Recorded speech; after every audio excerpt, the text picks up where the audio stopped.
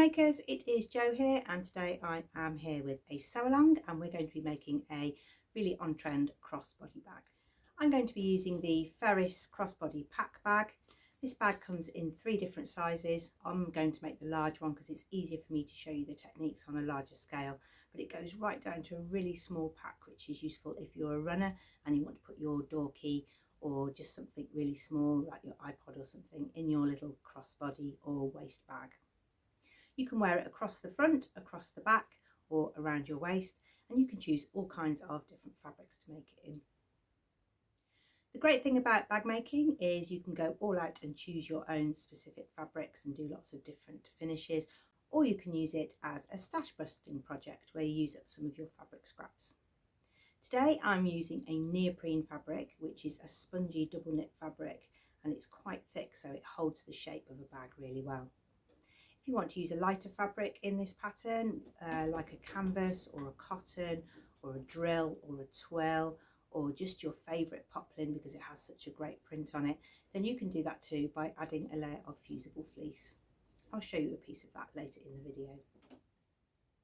You can put any lining inside, so it doesn't have to be a lining fabric as you might think of one. You can have cotton inside, you can put linen inside, you can put drill inside. You can put any fabric on the inside that holds the shape of your bag. I suppose it depends what you're going to use your bag for. You can use this project as an upcycle, so you could use old pairs of jeans and you could get all the different fades and tones and hues of worn jeans and make a really great style like that. Or you could really stretch your fabric choice and go for something a little bit unusual, like a pleather or leather, or you could make a waterproof one out of oilskin if you want to wear it for outdoor activities. As I said, I'll be making mine out of neoprene, and I'm going to show you a list of the notions that you'll need to make the bag. Sometimes that's the tricky part of getting all of your bag pieces together, is to make sure that you've got the right widths of all the buckles and things. So let's go through all of the things that you need to make the bag, and I'll list them in the product list below. It's a good idea here to try and match up your notions. So if you've got a silver metal zip, then you'll be wanting to get silver notions and bag fastenings and sliders. Or if you want to go down a sort of antique metal route, then you can look for the antique brass and metal zipper teeth and choose different findings. If you use the links below, you can go and see if there's any colour variations. For the bag today, you will need 2 zips. This is my previous bag, one that I've already made for myself. You'll need a zip for the pocket and a zip for the top. This one isn't a metal toothed one. These are just normal dress zips. And you can check the back of the pattern to get the right zip size for the size that you're going to cut. You'll need D-rings or O-rings to go on the strap connectors, and those are 30mm wide.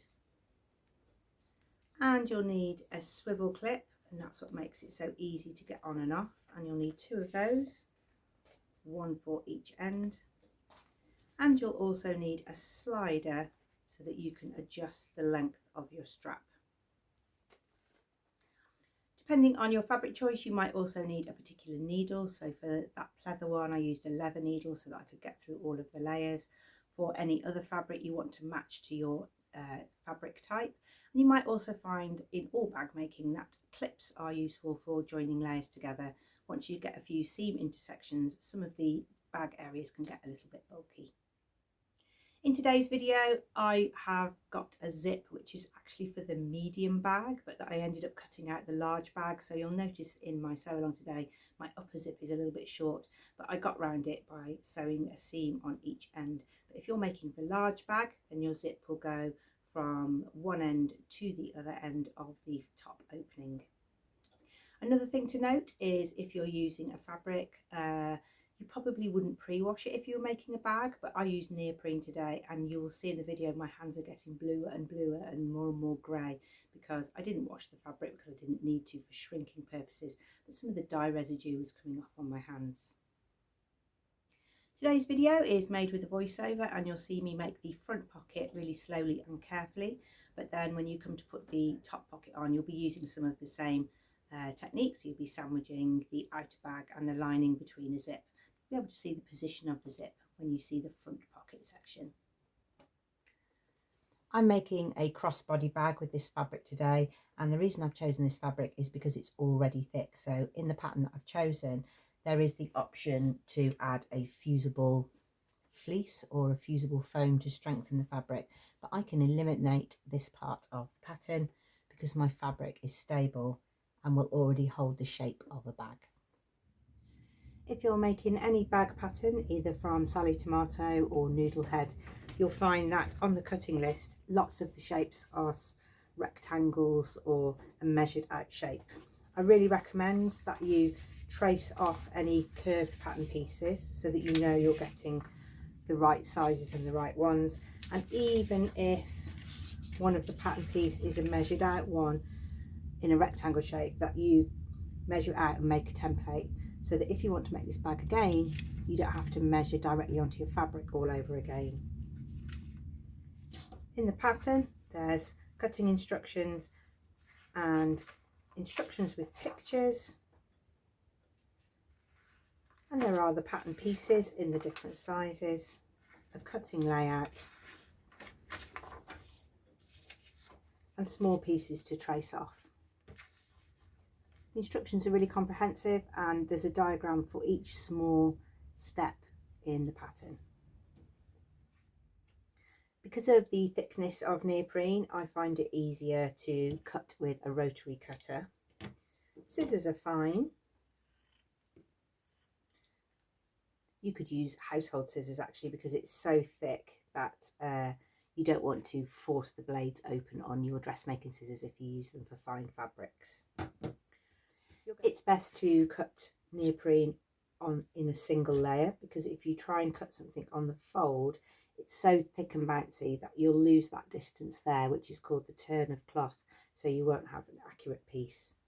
If you're cutting in a single layer, then you need to make sure that you flip your pattern piece so that you get left and right versions.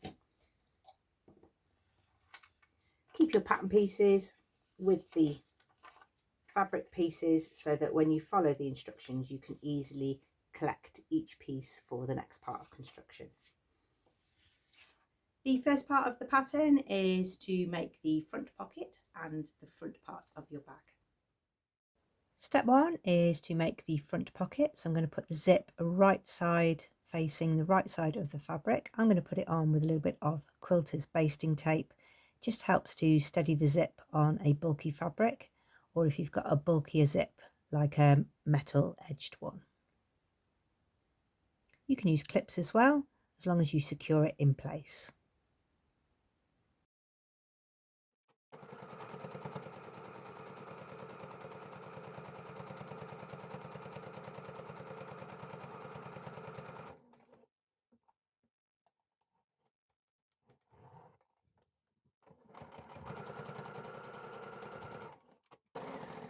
The pocket should be able to fold down freely, revealing the zipper teeth.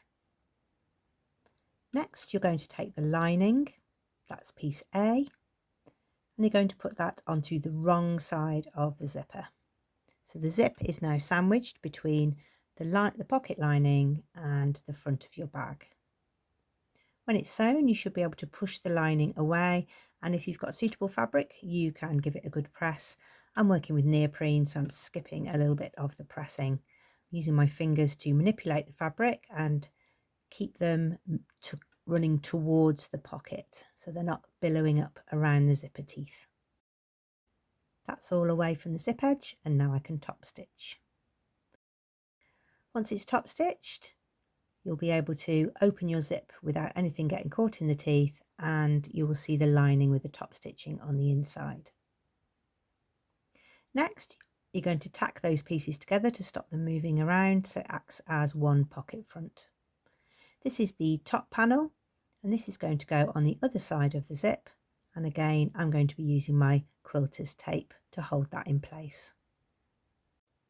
It's really easy to use. You peel off the backing and it washes away, so even if you have a little bit revealing itself, it will wash away at the end.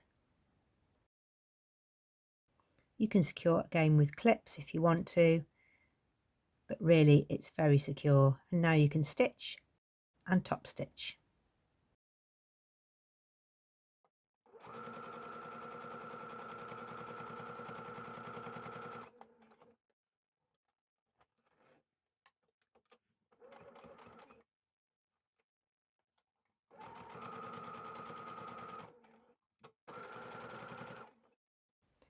This is the front of your pocket, so the zipper has a line of top stitching either side. Just check your zip moves freely and you're ready to move on. Next we're going to work on the side pieces. That's piece C. I've marked mine with the top so that I know that I'm getting it up the right way round. And these go either side of the zip. You need to make sure that you've got the zipper ends lined up. They're not overly splayed out and you get a hole at the end of your zip. That little point there at the end is the seam allowance, so that will be trimmed off later. I can now remove those little rabbit's ears because I've got my seam allowance correct. I can keep the smooth curve of the bag.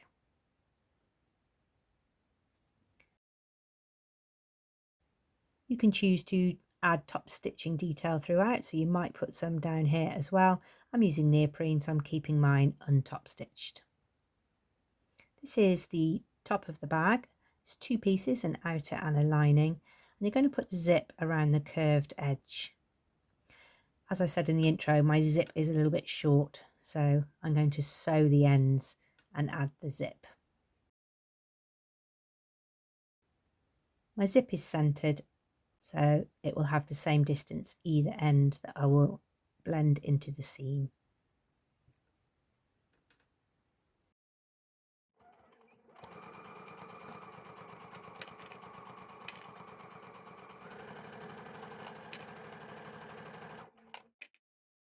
Next, I'm going to find the center point of the lining. I'm going to mark that because I've found the center point of the zip. There's my two marks.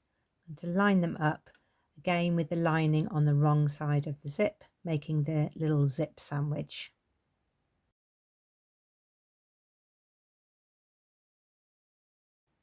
Now we've got the top of the zip, and with the right side of the fabrics together, so you can see the lining because the right sides are together, I'm going to put the zip onto the bag. Now that you've got the front of your bag, you're going to flip it over and you're going to put your lining on the front section. The lining goes over the pocket, but it doesn't go onto the top panel of the bag that's got the curve on and the zip. The lining stays on the inside below panel B at the top. Once it's on, you can see the inside, and next you're going to repeat all of that same process, putting the lining into the bag. At the moment you can only see the top stitching on the bottom zip, not on the top one. The top stitching on that top zip will happen when I put the lining on the wrong side here. You'll be following the same steps as you did when you put the lining on the zip on the front pocket. Next you're going to use piece E,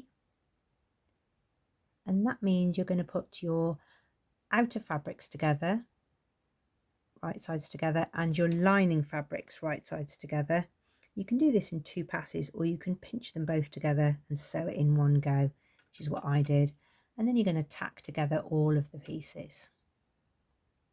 Next up, you've got these strap connectors, and they're going to have D-rings on them. It really does depend what fabric you're choosing, but it's a good idea just to check that you've got the right width for the ring that you've bought.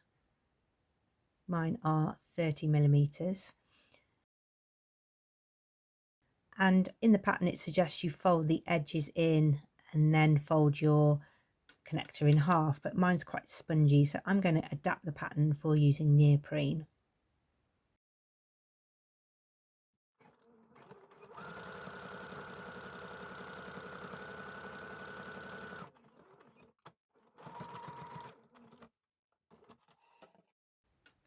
I've made mine just folded in half and top stitched twice. The fabric's getting quite bulky there now, so you might want to go to clips if you've not been using those so far. And make sure that the connectors are pointing in towards the bag and sew across the end. Once those are on, it's a good idea now to open up the bag, open the zip before you start working the lining so that you can turn it out. So on the right side, you're going to put the bag back, which is the outer fabric, right sides together with the outer of the bag. You need to make sure that those strap connectors are all facing inwards. You don't want them facing out. You can use a combination here now if you want to. I'm using pins on the thinner parts, and on those thicker spongy parts where there's a seam intersection, I'm popping a clip. Make sure you've got all the layers flat, then you're ready to sew round your bag.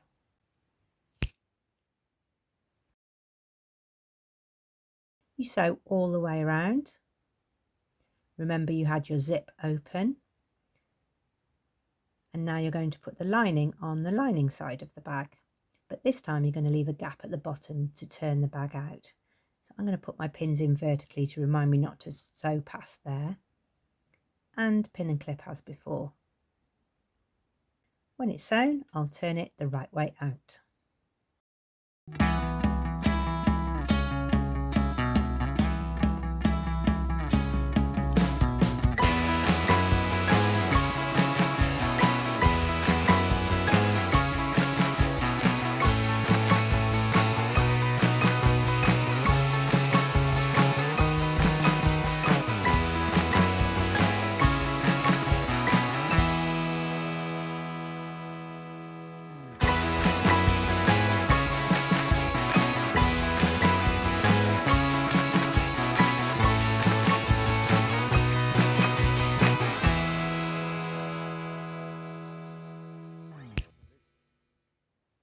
When it's all sewn up, it should be quite invisible on the inside, and it's at the bottom of your bag and you shouldn't be able to see anything from the right side. You can work the corners out of your bag a little bit more to get a good shape. Now it's time to look at the strap. I've made a few adaptations for using neoprene today, but you'll be making a really strong strap with some top stitching.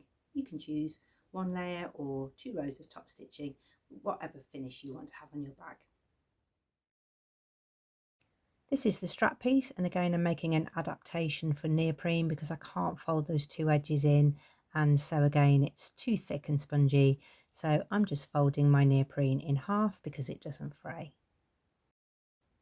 I'm going to sew that all the way down to make the strap. Then I'm going to put on my slider and put my fabric through the centre part of the slider, and I'm just going to check there that I've got the right width. On the end I'm going to put a swivel clip. So on this end I've got the slider. I'm going to take the other end and take it over the slider again. And there we are, look, got a swivel clip one end, slider in the middle. I'm going to put the other swivel clip on the other end.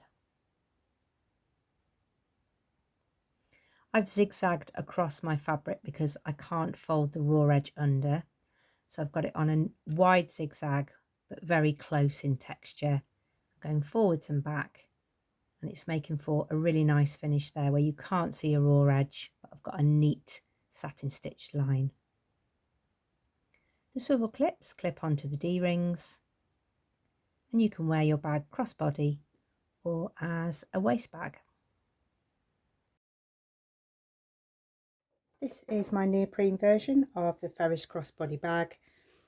I haven't got the full length zip there, which should go from that seam to that seam. I bought the zip for the medium and then cut out the large, which was a bit of an error, but I've just joined up the ends of the zip.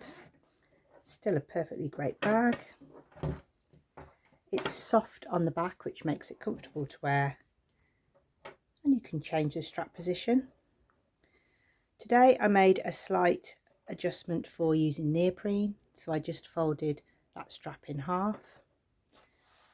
On the leather one I could do the fold in. This one's got 2 rows of top stitching, so do whatever suits your fabric type. On my pleather version I use lots of different offcuts of leather. So here I've got a metallic bit that's on the strap, and on the side panels that's made a really strong strap, and I've added 2 layers of top stitching. On the back I've got a softer leather, that was a different version, and on the front a more firm leather with a little bit of texture. So it's made for a really great bag where I've used up all the last bits of my pleather fabric. I have another version in a firm pleather, so this is heavyweight, it's all the same fabric. This one isn't adjustable, you'll see here the strap is just a single strap. It's got a really funky lining inside. and this one has metal zips. They can all be made from the Ferris pattern, and you can adapt it as necessary for the fabric that you've chosen. I'll show you what it looks like on so that you can see the scale. Because of the swivel clips on the bag, it's really easy to put over your head because this moves so it doesn't get caught in your hair or anything. So this is the size of the large bag. You can wear it on the front, particularly good if you're going to any touristy areas and you want to keep your valuables at the front. You can wear it comfortably at the back. And you can also adjust the straps to wear as a front bag or a back bag. It's easy to get in and out to your items, great to get your phone out to take a photo and put your phone back. I absolutely love them. I've made 3. For those who like to ask, I'm wearing the Rydal jumpsuit from Sew Studio, which is a stretch jumpsuit. I've used the short sleeve version, made my own tie, little metal ends, and I've used Minerva viscose jersey in the colourway Meadow Melody.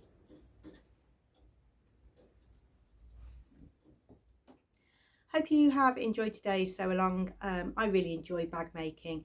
It's one of those, it's a slightly different process to dressmaking because you really are just following the instructions.